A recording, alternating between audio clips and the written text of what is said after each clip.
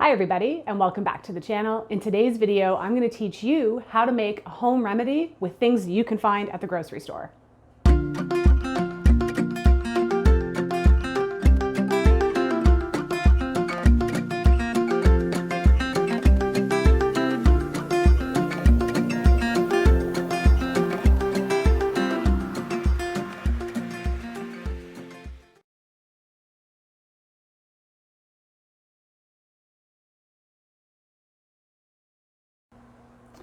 If you're new here, I'm really glad that you're here. My name's Corinne. I'm a herbalist, a homesteader. I teach all about botanicals and plants and how to make medicines and how to live a more self-sufficient, sort of resilient life. If you've been with me for a while, I'm equally as glad that you're here, and I'm really excited to share today's recipe. One of the things I hear often from both my students and my followers are, I don't grow the same herbs you do, Corinne. I don't have access to the same types of plants and botanicals. And so I wanted to bring you a recipe that you would be able to make just by heading down to your local grocery store. And you'll be able to get all of these ingredients. So what are we making today? We're making something called an oxymel. Now, if you've been following me for a while, you know my love for oxymels. Oxy means acid. Mel means honey. So this is a traditional, a very old remedy dating all the way back to ancient Persia and Egypt and Greece, where they used raw honey and raw vinegar, apple cider vinegar, as the extraction mediums to pull out the medicine. Now, what does that mean? If you've ever made a tea before, the extraction medium you used to pull out all the beautiful medicine from those plants was water. If you've made a tincture before, the extraction medium was alcohol. So today we're going to be using apple cider vinegar and honey. Now, why did they even make remedies around this? And the main reasons are because when we combine apple cider vinegar and honey, you have awesome properties like antibacterial, expectorant, even fever modulating and anti-inflammatory.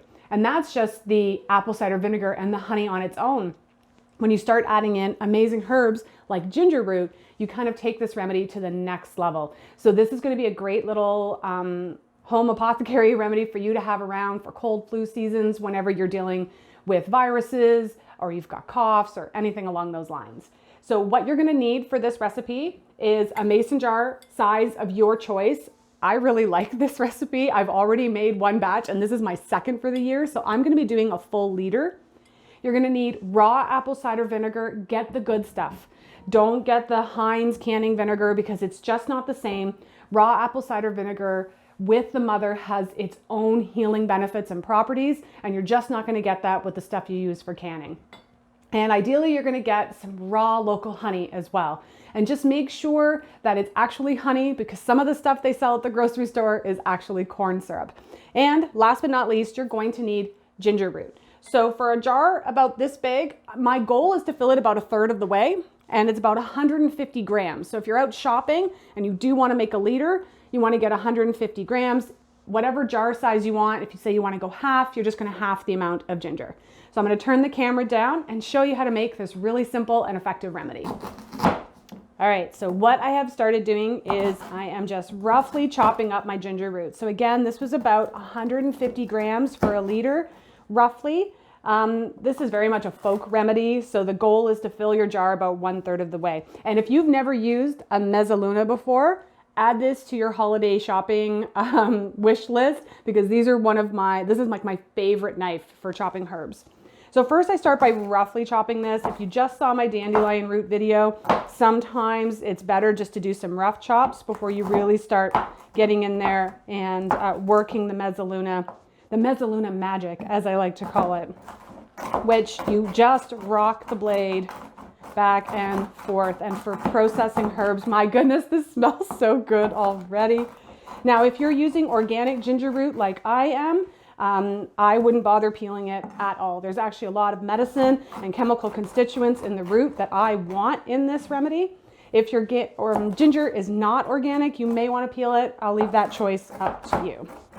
So we're just roughly chopping this up.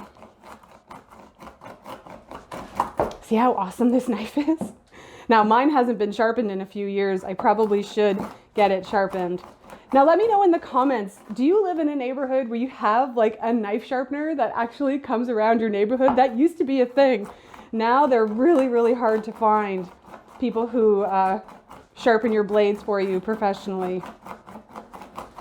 So I'm really happy with how this ginger is chopped. If you take a look at the pieces, this is roughly what you're going for. You know, doesn't have to be perfect or precision. Some pieces can be larger than others, that's all right. And from here, you're just gonna place it into your jar. Now, I'm sure most of you are familiar with ginger's digestive properties, but it's also an amazing immune stimulant. It's also what we call a febrifuge, which are herbs that help to modulate fever. And I encourage you to get to know these plants. Actually, I'm gonna post a link to a video I did on herbal febrifuges because there's lots of them. And you wanna get to know them because I know fever medication is hard to find these days. And I encourage you to figure out other ways to help support you and your family through fever. So it's, again, immune stimulant, febrifuge. It is also an antispasmodic. So if you've ever had one of those coughs that's like really spasming and you can't stop, it's gonna help with that. And it's also a really good cardiovascular herb. Most people don't know ginger for that. So from here, as you can see, again, we're kind of folk medicing it. This is about 1/3 of the way full. From here, you're then gonna add your honey. And I had to warm up my honey on the wood stove because it had crystallized. Now it's nice and liquidy. It's easier to work with. If your honey crystallizes, don't freak out. It means you actually bought unpasteurized honey. Now, my goal for me personally is I usually do about 1/3 honey and 2/3 apple cider vinegar. But if you want it sweeter, add more honey. If you don't want it as sweet because maybe you are dealing with blood sugar issues or you're just cognizant of sugar consumption, you can add less. That's totally fine. And what's really forgiving about this remedy too is you can always add more honey afterwards. You can strain the herbs out, you can give it a taste. And if you're like, whoa, that's way too vinegary, you can always add a little more honey. So from here, I like to taste the honey. And then I like to use a chopstick. And just to help kind of, because it's nice and liquefied now, I'm not having much of a problem. But I just want to coax that honey all the way through the ginger. And as you can see, about 1/3 of my jar is filled with honey. Then you're going to take your amazing raw apple cider vinegar and you're going to top off. And here's where the chopstick comes in handy to help really mix those flavors of the vinegar and honey together. And there you have it. I kid you not, that's how easy it is to make an Oxymel. Now, if you're using a mason jar like I am, you're gonna have a metal lid. And metal plus acid, it never ends well. So what you wanna do is just take a piece of parchment paper, put it between the jar and the lid, and then just screw your lid on like you normally would. That's gonna protect the lid and prevent it from corroding due to the acid, because once you start getting metal flecks in your medicine, you're really not gonna wanna use it. Give it a really good shake. All right, so after you've given that jar a really good shake, the next steps is you wanna label it, make sure you put what you made and the date you made it. And we want this to sit for at least 4 to 6 weeks before we strain out the ginger root. And then what you're left with is the ginger Oxymel. Ideally, store it in a cool and dark location. Don't put it anywhere really hot or where it's gonna be exposed to a lot of direct sunlight. Now, the number one question I get is, how do I take my Oxymel? And unfortunately, here in Canada, I can't tell you how to take any of the medicines I teach you how to make. However, I can tell you what I would do. And one of my favorite ways to enjoy this is actually in a hot tea. And so what I'll do is I'll take about 2 tablespoons of this, a squeeze of fresh lemon juice, and top my mug off with hot boiling water, and it is delicious. But we have also taken all of our Oxymels as like a cough syrup with a teaspoon dose at a time.